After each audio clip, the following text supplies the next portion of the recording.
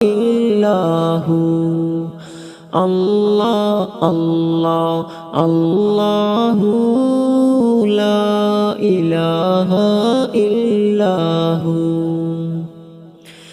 মক্কা ছেড়ে দয়াল নবী মদিনাতে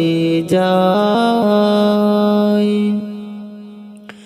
মক্কা ছেড়ে দয়াল নবী মদিনাতে যায়